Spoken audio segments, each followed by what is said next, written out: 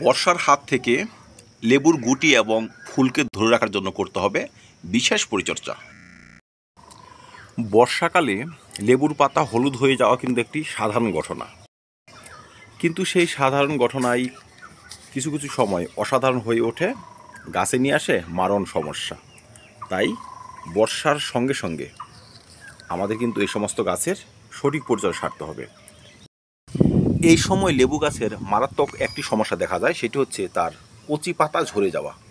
এই দেখুন, ডগাটি হয়েছিল কিন্তু একটি পাতা নেই। এইভাবে পাতা ঝরে গেলে গাছ হয়ে যাবে অসুস্থ। এই সমস্ত সমস্যায় কিন্তু পরবর্তীতে ফুল এবং ফল আসতে বাধা হয়ে দাঁড়াবে। আজকে যারা লেবু গাছের সঠিক পরিচর্যা সারব, আগামীতে তারাই কিন্তু সফল লেবু চাষি হতে পারবো। তাদের গাছেই হবে প্রচুর পরিমাণ লেবুর ফলন। তো দর্শক, আসুন দেখে নেই বর্ষাকালীন এই কঠিন সমস্যাগুলো কিভাবে আমরা সলভ করব, কিভাবে আমাদের প্রতিটা গাছ হবে সুস্থ, সতেজ এবং লেবুতে পরিপূর্ণ। প্রথমেই আসবো লেবু গাছের গুটি এবং ফুল পচা নিয়ে। দর্শক, কিছু কিছু অল টাইম গাছে কিন্তু এই সময় প্রচুর পরিমাণে ফুল দেখা যাচ্ছে। বিশেষ করে আমার এই দেখুন কমলা লেবু গাছ, এটি হচ্ছে নাগপুর অরেঞ্জ। এই গাছে কিন্তু কিছুদিন আগেই প্রচুর পরিমাণে ফুল এসেছিল, এখনও দু চারটে ফুল দেখা যাচ্ছে।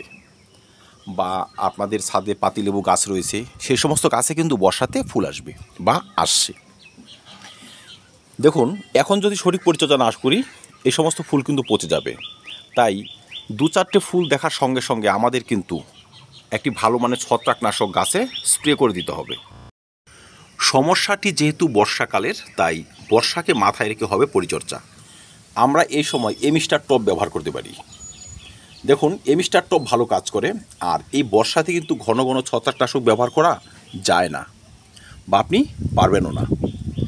1 লিটার জলে মাত্র 15 ফোঁটা এমিস্টার টপ এই সময় যদি আমরা লেবু গাছে ভালো করে স্প্রে করি, 15 দিনের ব্যবধানে 2 থেকে 3 বার, এই যে লেবুর যে গুটিগুলো পচে যাওয়া, লেবুর পাতা পচে যাওয়া, কাণ্ড যেখানে সেখানে পচনজনিত সমস্যা এবং ফুল পচে ফুল থেকে ফলে পরিণত না হওয়া, এই ধরনের সমস্যা আসবে না। পচন জড়িত সব ধরনের সমস্যা কিন্তু সারাতে পারে এমিস্টার টপের মতো ছত্রাকনাশক। যাদের হাতে এমিস্টার টপ নেই, গাছে পর্যাপ্ত পরিমাণে ফুলও আসেনি, তারা সাফ ব্যবহার করতে পারেন 1 লিটার জলে 2 গ্রাম করে।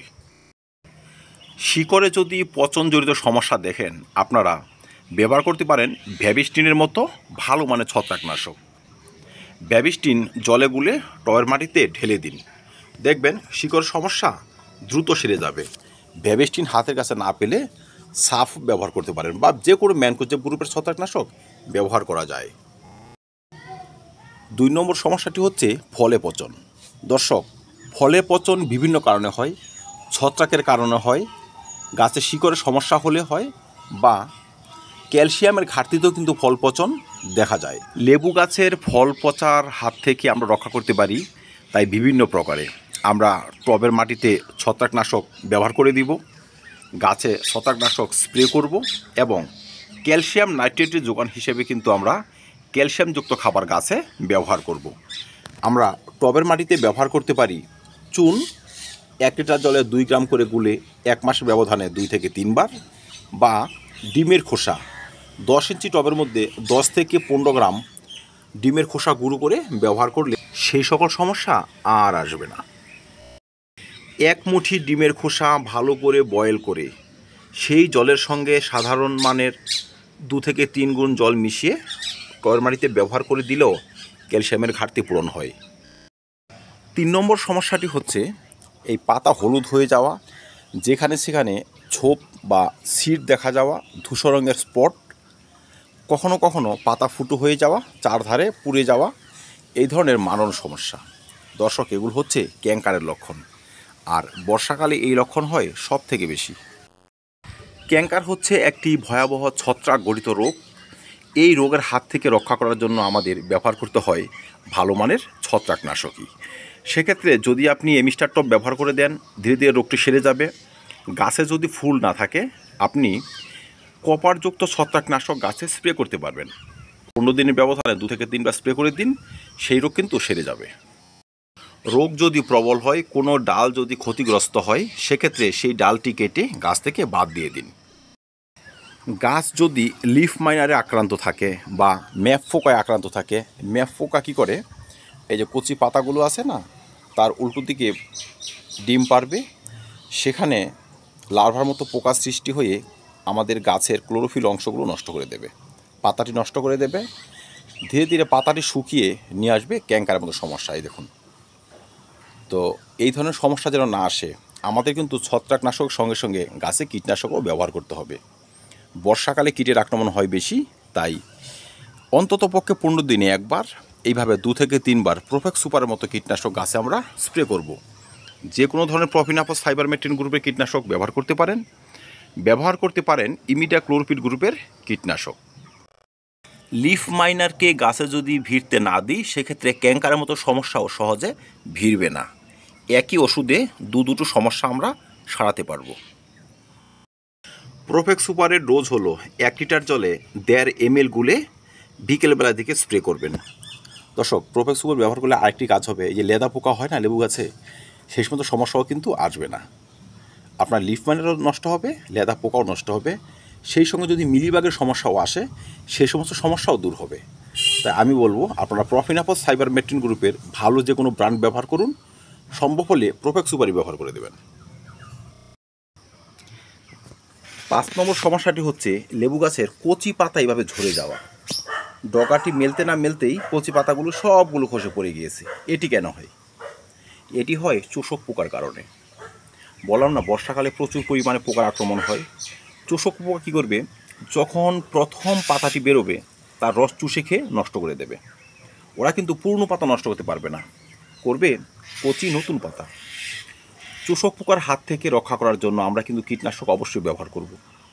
যদি আমরা প্রফিনাফস সাইপারমেথ্রিন গ্রুপ ব্যবহার করে দিই, সেক্ষেত্রে অন্যান্য সমস্যার সঙ্গে এই চোষক পোকাও বিদায় হবে। আর মনে রাখবেন, যখন গাছে নতুন কচি পাতা বের হয়, আম হতে পারে, লেবু হতে পারে, তখন কিন্তু কীটনাশক ব্যবহার করতেই হয়।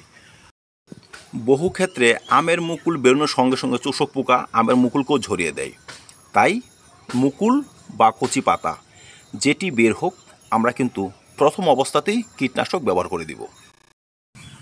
সর্বশেষে বলবো, বর্ষাকালের সাধারণ একটু পরিচর্যা পরবর্তীতে কিন্তু গাছে নিয়ে আসবে প্রচুর পরিমাণে ফুল, প্রচুর পরিমাণে ফলন। দর্শক, বহু ক্ষেত্রে কিন্তু আমরা বর্ষাতে বেশি বেশি খাবার গাছে ব্যবহার করি না, বর্ষার জলের উপর ভরসা করে রেখে দিই। যে সমস্ত অল টাইম গাছ রয়েছে, সেই সমস্ত গাছে যদি এখন খাদ্যের ঘাটতি হয়, সেই গাছ থেকে আপনি ভালো পরিমাণ ফল পাবেন না।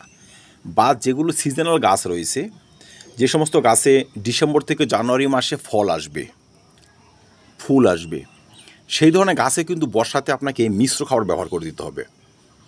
যদি আপনার গাছ একই টবে থাকে, মনে রাখবেন পয়েন্টগুলো, যদি গাছ একই টবে থাকে, এই বর্ষাতে রিপোর্ট করুন। রিপোর্টের সময় ব্যবহার করুন ভালো মানের জৈব খাবার, যেন এই খাবারগুলো রিলিজ হয়ে আপনার গাছকে সঠিক মাত্রায় পুষ্টি দিয়ে যেতে পারে, এবং ডরমেন্সি কাটিয়ে যখন গাছগুলো ফুল আসবে, তখন যেন গাছ ভরে ফুল আসতে পারে, তখন যেন গাছে খাদ্যের ঘাটতি না হয়। জৈব খাবার বলতে আমরা কী ধরনের খাবার ব্যবহার করব? দেখুন, গাছে কি কি প্রয়োজন পড়ে: পটাশিয়াম, ফসফরাস এবং নাইট্রোজেন, প্রধান 3টি উপাদান। 3টি সোর্স আমরা রাসায়নিকভাবে না দিয়ে অর্গানিকভাবে দিতে চাইলে কলার খোসা, পেঁয়াজের খোসা, রসুনের খোসা, 3টি মাস্ট রাখতেই হবে। অন্যান্য উপাদানের জন্য আমরা কিন্তু ব্যবহার করব পুরনো গোবর সার। একটি 10 ইঞ্চি টবের মধ্যে অন্তত পক্ষে আপনি 500 গ্রাম ঝুরঝুরে গোবর সার ব্যবহার করে দেবেন। 1 মুঠি 50 থেকে 100 গ্রাম কাঠকয়লার ছাই ব্যবহার করে দেবেন। কলার খোসা, পেঁয়াজের খোসা, রসুনের খোসা, এই ধরনের উপাদান 2 থেকে 3 মুঠি ব্যবহার করে দেবেন। ডিমের খোসা ব্যবহার করে দেবেন 10 গ্রাম, এবং সর্ষের খোল ব্যবহার করে দেবেন 10 থেকে 12 গ্রাম। এই ধরনের উপাদান ভালো করে মিশিয়ে যদি গাছটি এখন রিপোর্ট করতে পারেন, পরবর্তীতে কিন্তু গাছ নিয়ে আপনার আর কোনো ধরনের হেডেক থাকবে না।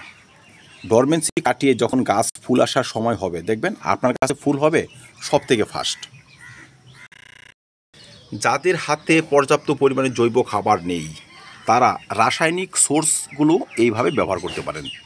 যেমন ধরুন 10-26 ব্যবহার করলেন, 8 থেকে 10 গ্রাম। অনুখাদ্য দানা ব্যবহার করে দেবেন 5 থেকে 7 গ্রাম। বোরন জাতীয় খাবার বোরন 20% ব্যবহার করে দেবেন 2 গ্রাম। কিন্তু সঙ্গে কিছু ভার্মি কম্পোস্ট অবশ্যই নিয়ে নেবেন, যে আপনাকে ধীরে ধীরে খাদ্যের যোগান দিয়ে যাবে। 2 থেকে আড়াই মুঠি। ডিমের খোসা নিয়ে নেবেন 10 গ্রাম। সর্ষের খোল বা বাদাম খোল 10 গ্রাম নিয়ে নেবেন। মোটামুটি এই ধরনের মিশ্র রাসায়নিক অর্গানিক মিশিয়ে টবের মাটিতে ব্যবহার করে দিন, বা টবটি ওই খাবারে রিপোর্ট করে দিন। ধীরে ধীরে জল দিয়ে যাবেন। বর্ষার পুষ্টি যেইটুকু পাওয়ার সেইটুকু তো গাছ পাবে, পরবর্তীর জন্য কিন্তু এরা একদম তৈরি হয়ে থাকবে। এই খাবার শুধু সিজনাল নয়, সিজনাল এবং অল টাইম সব ধরনের গাছে কিন্তু ব্যবহার করা যাবে। আর তারপরেই দেখবেন ম্যাজিক। এই দেখুন, এই সময় কিন্তু গাছে কিছু দানা বেঁধে গিয়েছে এবং কিছু ফুল ছোট ছোট দানায় পরিণত হয়েছে। এই দেখুন, এটি হচ্ছে আমার নাগপুর অরেঞ্জের চারা। নাগপুর হোক, দার্জিলিং হোক, পাতিলেবু হোক, এইটুকু পরিচর্যা বর্ষার মধ্যে সারতে পারলেই বাজিমাত, প্রতিটা গাছে হবে আপনার বাম্পার ফলন। যে খাবারগুলো দেওয়ার কথা বললাম সেগুলো মাসে একবার করে ব্যবহার করে দিলেই হবে। যারা কোনোভাবেই গাছ এখন রিপোর্ট করবেন না, হয়তো 6 মাস থেকে 8 মাস আগে রিপোর্ট করেছেন, তারা কি করবেন, টবের মাটি খুঁচিয়ে কিছুটা মাটি তুলে যে ধরনের খাবার প্রস্তুত করেছি আমরা সেই খাবারযুক্ত মাটি দিয়ে টব ভরাট করে দিন, গাছে নিয়মিত জল ব্যবহার করে যান। দেখবেন আগামীর জন্য এরা ফুলফিল তৈরি থাকবে। তো দর্শক, লেবু চাষ নিয়ে বর্ষাকালে এই পর্যন্তই। এইটুকুই সারুন, এইটুকুতেই আপনার গাছ লেবুতে পরিপূর্ণ হয়ে থাকবে। তো ধন্যবাদ, দেখা হবে অন্য ভিডিওতে অন্য কোনো টপিক নিয়ে। ভিডিওটি ভালো লাগে লাইক এবং শেয়ার করে দেবেন, চ্যানেলটি সাবস্ক্রাইব করে পাশে থাকবেন। ভিডিও দেখার জন্য অসংখ্য ধন্যবাদ।